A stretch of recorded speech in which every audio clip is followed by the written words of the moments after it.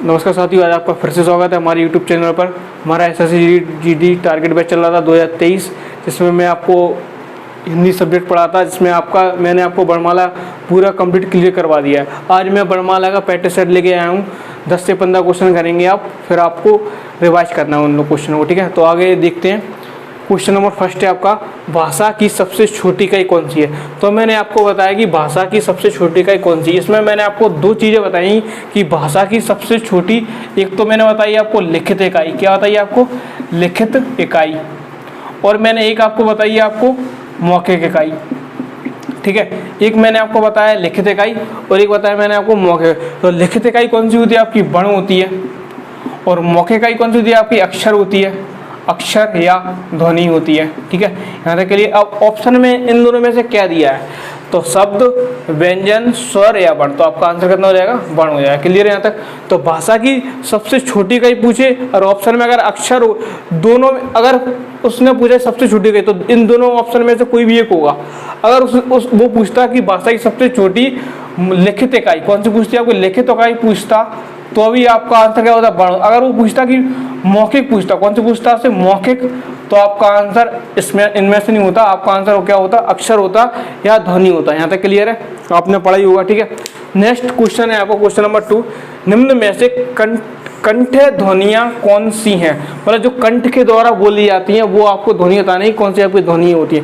तो मैंने आपको पढ़ाया है कि आपके 25 आपके जो व्यंजन होते हैं, जिसमें एक होता है आपका का वर्ग होता है, एक होता है आपका चा वर्ग होता है, एक होता है आपका टा वर्ग होता है, एक होता है आपका ता वर्ग होता है, एक होता है आपका पा वर्ग होता है, ठीक है। तो मैंने आपको बताया कि जो कंठस्थ ध्वनि है, जो कंठ के द्वारा बोली जाती है, वो आपका किसके द्वारा बोला जाती है, का वर्ग के द्वारा होता है। इसमें होता है आपका का होता है, खा होता है, गा होता है, घा होता है और अणा होता है। क्लियर है यहाँ तक। तो का और खा कौन सी ध्वनियाँ आपकी कंठस्थ ध्वनियाँ हैं, यहाँ तक क्लियर होगा आपको, ठीक है। नेक्स्ट क्वेश्चन है, क्वेश्चन आपका है हिंदी वर्णमाला में आयोग व वर्ण कौन से होते हैं। तो मैंने आपको आयोग व वर्ण भी बताया कि आयोग व वर्ण आपके कौन से होते हैं। आयोग व वर्ण होते हैं आपके, एक तो होता है आपका अंग होता है और एक होता है आपका आहा होता है। अब मैंने इनको भी मैंने आपको 3 टाइप्स बताए मैंने आपके इनके। एक टाइप मैंने बताया आपका अनुस्वर बताया, क्या बताया मैंने आपको, अनुस्वर। एक मैंने बताया आपको अनुस्वर, अनुनासिक, अनुनासिक, ठीक है। और अनुस्वर को आप किस रिप्रेजेंट करते हो, आप अनुस्वर को आप रिप्रेजेंट कर सकते हो इस तरह की बिंदु से, और अनुनासिक को कैसे वर्क रिप्रेजेंट करते हो आप, चंद्र बिंदु से, ठीक है। और एक मैंने आपको बताया विसर्ग, इसके 3 रूप बताए मैंने आपको। विसर्ग, तो विसर्ग को कैसे लिखते हो आप, ऐसे, ठीक है। तो अनुस्वर को आयोग भाग को मैंने आपको 3 टाइप्स बताए हैं। अंग और आपके होते हैं, एक होता है आपका अनुस्वर, एक होता है आपका अनुनासिक और एक होता है आपका विसर्ग। अनुस्वर को आप एक बिंदु से, अनुनासिक को आप चंद्र बिंदु से और विसर्ग को आप 2 बिंदु से आप दर्शाते हैं। तो आपको इसमें से बताना है कि कौन सा आपका आयोग भाग होंगे। तो छोटा बड़ा तो होगा नहीं, छोटी बड़ी भी नहीं होगी, छोटा बड़ा भी नहीं, अंग और आपके आयोग भाग आपके होंगे, ठीक है। क्लियर है यहाँ तक। उसके बाद है आपका सा, शा, शा, हा कौन से व्यंजन होते हैं। तो मैंने आपको बताया है कि, एक सेकंड में आपको रिपीट कर देता हूँ।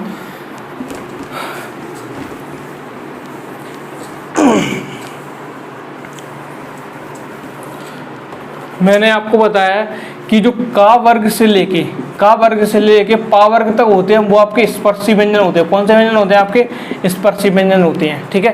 क्लियर यहाँ तक। उसके बाद है आपका या, रा, ला, वा, ये आपके कौन से व्यंजन होते हैं, अंतस्थ व्यंजन होते हैं। कौन से व्यंजन होते हैं आपके, अंतस्थ व्यंजन होते हैं। उसके बाद है आपका शा, शा, शा, हा, जी आपके कौन से व्यंजन होते हैं, आपके संघर्षी व्यंजन होते हैं, संघर्षी व्यंजन होते हैं। और एक और होता है आपका छ, त्र, ज्ञा और स्रा, जी आपके कौन से व्यंजन होते हैं, आपके संयुक्त व्यंजन होते हैं, संयुक्त व्यंजन होते हैं। तो इसमें से आपके कौन से व्यंजन पूछे, सा, शा, हा कौन से व्यंजन होंगे, आपके संघर्षी व्यंजन होंगे। यहाँ तक क्लियर है।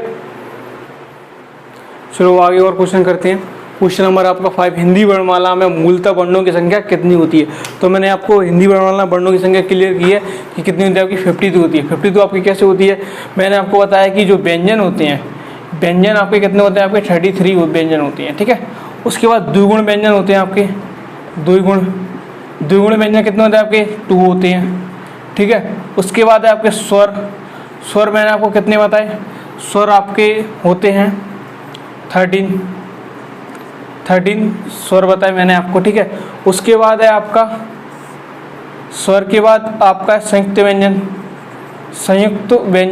व्यंजन या संयुक्त अक्षर मैंने आपको कितने बताए? आपको 4 आपको संयुक्त अक्षर मैंने आपको बताए हैं, ठीक है। तो देखिए आप इनको प्लस कीजिए तो कितना हो जाएगा? 3 और 2 5, 5 और 3 8, 8 और 4 12, ठीक है। तो कितना हो जाएगा? 52। क्लियर है यहाँ तक?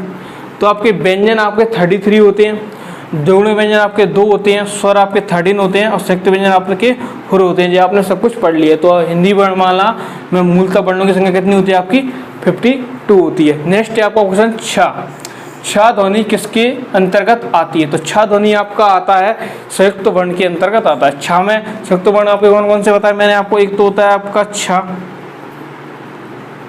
त्र, ज्ञ और स्रा। ये आपके कौन से अक्षर है? आपके संयुक्त अक्षर है। तो आपका यहाँ तक क्लियर होगा। उसके बाद है आपका ज्ञानी वर्ण किन वर्णों के संयुक्त से मिलकर बनता है? तो मैंने आपको बताया कि संयुक्त अक्षर है वो कम से कम 2 वर्णों से मिलकर बने होते हैं। जो आपका छा है, जो सारे आपके छ, त्र, ज्ञ, ये आपके संयुक्त अक्षर है। तो जो आपका छा है, छा आपके मिलके बनता है का और सा से मिलके बनता है। क्या मिलके बनता है? छा मिलके बनता है, ठीक है।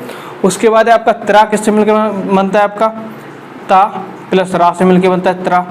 ज्ञा किससे मिलके बनता है? आपका ज्ञा आपका मिलके बनता है जा प्लस अंगा से। और स्रा किससे मिलके बनता है? सा और रा से मिलके बनता है। क्लियर है यहाँ तक? तो आपको बताना है कि ज्ञा ज्ञानी किससे मिलके बनता है? तो ज्ञा ज्ञानी किससे मिलके बना होता है? आपका जा प्लस अंगा से मिलके बना होता है ज्ञा ज्ञानी। अगर इसकी बात करूँ, इनमें से कोई भी नहीं है, ठीक है। यहाँ तक आपका क्लियर है, ठीक है। क्योंकि जी इसमें और इसमें क्या डिफरेंस है? क्योंकि इसमें हलंत नहीं लगा है, हलंत इसका आंसर जी नहीं होगा। और जी तो आपका होगा नहीं, जा प्लस दा और जा प्लस न्या भी आपका आंसर नहीं होगा। यहाँ तक क्लियर है? उसके बाद इनमें से संयुक्त व्यंजन कौन से? संयुक्त व्यंजन आपके कौन संयुक्त व्यंजन कौन सा? संयुक्त व्यंजन कौन सा आपका? ज्ञा है। ये सारे आपका जी आपका जी आपका तावर का है, जी आपका तावर का है यानी दंत से बोला जाता है। और जी आपका द्विगुण व्यंजन है, जी आपका द्विगुण व्यंजन है और जी आपका अणा है, ठीक है। क्लियर है? तो देखिए आप इधर क्वेश्चन नंबर 9 हिंदी वर्णमाला में स्वरों की संख्या। तो मैंने आपको स्वर बताए हैं कि हिंदी वर्णमाला में आपके 13 स्वर होते हैं। कितने स्वर होते हैं? आपके 13 स्वर होते हैं परंपरागत रूप से। किस रूप से? परंपरागत रूप से, ठीक है। उसके बाद मैंने आपको ये भी बताया कि मानक रूप से या मुख्य रूप से आपके जो स्वर होते हैं वो कितने होते हैं? आपके 11 होते हैं। कितने होते हैं? 11 होती है, ठीक है। उसके बाद मैंने आपको 10 भी बताए। 10 आपके किस स्तर से होते हैं? उच्चारण की दृष्टि से आपके कितने होते हैं? 10 होते हैं। तो इसमें लिखा है हिंदी वर्णमाला में स्वरों की संख्या कितनी होती है। ओनली जे लिख के दे रहा है कि स्वरों की संख्या कितनी होती है, तो आपको लगाना है 13 लगाना है। क्या लगाना है आपको? 13 आपको ऑप्शन लगाना है। 13 मैंने आपको बताया कौन कौन से आपके 13 होते हैं। एक बार और देख लीजिए। छोटा, बड़ा, छोटी, बड़ी, छोटाऊ, बड़ाऊ, ए, ऋषि और लिख लेते हैं ऋषि, ए, आई, ओ, औ, अंग और आहा, ठीक है। 1 2 3 4 5 6 7 8 9 10 11 12 13 जी आपके जो हो गए जो परंपरागत रूप से हो गए स्वर। उसके बाद मैंने आपको मानक या मुख्य रूप से बताऊं तो मानक और मुख्य रूप से जे दोनों आपके हट जाएंगे, अंग और आपके आयुर्भाव में आ जाएंगे। तो जे आपके हट जाएंगे तो आपके कितने बचेंगे? 11 बचेंगे। और अगर मैं उच्चारण की दृष्टि से बोलूं तो आपको ऋषि को भी हटा देते हैं। तो छोटा, बड़ा, छोटी, बड़ी, छोटाऊ, बड़ाऊ, ए, आई, ओ, औ आपके उच्चारण की दृष्टि से 10 स्वर होते हैं। मुख्य रूप से 11 होते हैं और परंपरागत रूप से 13 होते हैं। क्लियर है यहाँ तक? उसके बाद निम्न में से कौन सा स्वर नहीं है? तो स्वर आपके पास जे लिखे हैं इनमें से देख लो ऑप्शन में। छोटा स्वर होता है, छोटाऊ भी होता है, ए भी होता है, अंगा नहीं होता। जी किस वर्ग का है? जी आपका है टावर का है, सॉरी जी आपका है चावर का है। चा, छा, जा, झा और अंगा। क्लियर है? अब जी व्यंजन है आपका, ठीक है। उसके बाद निम्न में से कौन सा टावर्ग का नहीं है? टावर्ग के आपके कौन कौन से अक्षर होते हैं? टावर्ग के होते हैं टा, ठा, डा, ढा और आना, जी वो होते हैं आपके टावर के अक्षर। ठीक है, तो टावर के अक्षर आपके में ढा हो गया, ढा हो गया, घा नहीं, कौन सा नहीं होता आपका, घा नहीं होता। घा कौन सा वर्ग का होता है आपका, का वर्ग का होता है। का वर्ग में कौन कौन से होते हैं आपके, का, खा, गा, घा और आना, ये आपके घा वर्ग का वर्ग का होता है। ठीक है, इसलिए ये आपका ऑप्शन में नहीं होगा। उसके बाद है आपका या, रा, ला, वा किस वर्ग के, या, रा, ला, वा आपके किस वर्ग के होते हैं। या, रा, ला, वा को आप बोलते हो अंतस्थ व्यंजन। क्या बोलते हैं आप, अंतस्थ व्यंजन होते हैं आपके। या, रा, ला और वा आपके कौन से व्यंजन होते हैं, अंतस्थ व्यंजन होते हैं। उसके बाद आपके अंतस्थ व्यंजन आपका जो ऑप्शन हो गया। क्लियर है यहाँ तक।